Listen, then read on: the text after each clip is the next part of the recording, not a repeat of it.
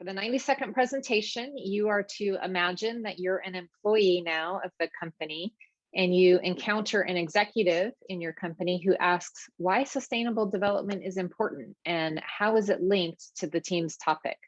So you have 90 seconds in which to convince the executive why this needs to be addressed. One member of the team will do this, and whenever you're ready, you can go ahead and get started. Today, in South Korea alone, 2.5 million people are left out in the tourism industry just because they have a physical disability.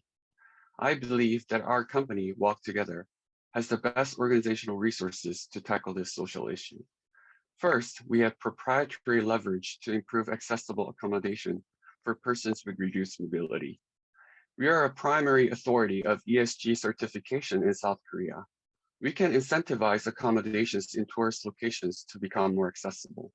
For example, Airbnb can meet accessible facility standards in exchange for our ethical branding and barrier-free certificates. Second, we can utilize our vast volunteer network to provide wheelchair accessibility information on Naver Maps. Naver Maps is the largest map service provider in South Korea. Through the collaboration, Naver Maps can dramatically raise its wheelchair accessibility information to meet the UN's global standard. In return, we can increase the visibility of wheelchair-friendly locations in tourist destinations in South Korea. Our efforts to promote accessible tourism is bound to have a broader implications in the future. By 2065, it is projected that 42% of the Korean population will be aged 65 or above. Thus, we may think that we are helping our disadvantaged population, yet in reality, we are helping our future selves. Thank you for listening. Okay, again, really good job on the delivery and on the time management.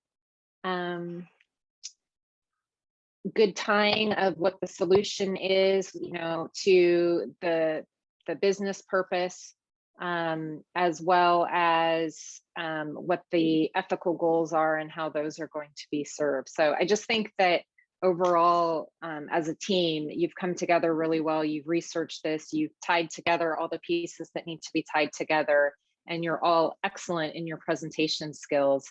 I wish I had more constructive criticism to provide. I have throughout the day, but you've really impressed me with your presentation today. So I don't have so much in the way of constructive criticism for this team. I just think you did a really terrific job. Thank you so much. That is very kind of you. I think you worked very hard on this.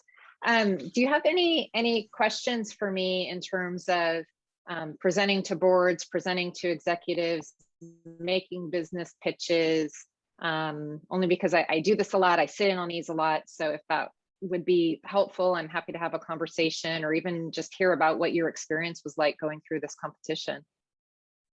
So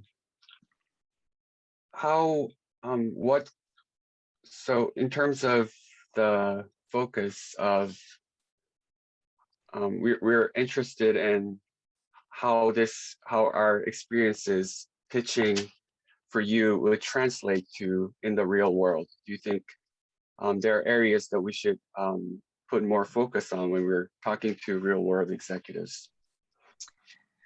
So I think your problem that you were addressing was a little bit different than some of the other teams, and some of the other problems that were presented in this competition, they had a challenge where the problem presented was one of a company having practices that violate certain ethical norms. And so maybe the team is a consulting company that's been hired to come in and advise the company how to kind of clean up its act, right? That's not so much what was happening here with your situation, but I found that knowing how to address that kind of situation is one where we spend a lot of time talking. So maybe that's one where I can give you some advice, because that is kind of a real life situation where you might find yourself having to either advise another company or maybe advise executives in your own company. That something isn't quite right and the company needs to make a change. And what I saw happening a lot was this tendency to deliver a presentation that is highly critical of the company. And that's usually not an effective approach, because maybe you're an employee of that company. So it's not realistic that you're going to walk into the boardroom and start criticizing them. Like, no employee would do that. That would be a very risky thing to do.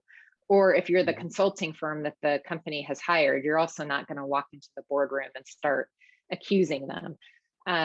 So that's where we spent a lot of time giving feedback. And that's probably the biggest piece of advice that I have when you are in a real life situation, delivering advice to a company, trying to convince a company to invest in a proposal or, you know, adopt some kind of initiative that you think will be useful or worthwhile, is to think about who is your audience, who are you pitching to, and try and figure out the what's in it for them, right? They're a company, they're in business for a reason. They have a fiduciary duty to return value to the shareholders or whoever their particular stakeholders are.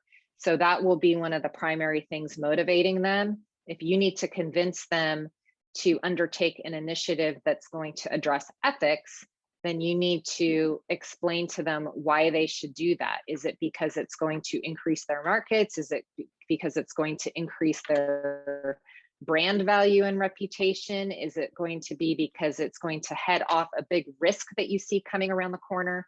And so that's what I would say is, anytime you're going in to pitch a company, think about who you're pitching, why they care about what it is that you're telling them, and what's in it for them, because you have to figure out how to sell it to them.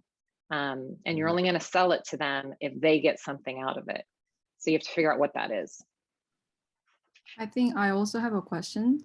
So as a foreigner who practice pronunciation a lot, like speaking in English, what is the important or the most considerable parts that audience will feel about pronunciation, or the flow, or pausing, or gesture? What? I think it's about probably articulating, which you did very nicely. Everything you said was very clear. And probably the most important thing is the cadence or the speed. Especially when people get nervous, sometimes they talk even faster. And that can make it hard, especially if you're trying to talk in another language that's not your first language.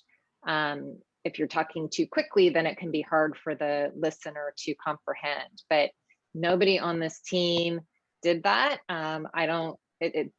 Your pronunciation and your mastery of the English language is very excellent, and there was no problem. I thought your presentation was very clear. I understood everything, and it was more than that, it was compelling.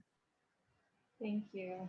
But probably the speed, I would say, and that's even for native speakers too. People get nervous and they talk too quickly and it's hard to understand.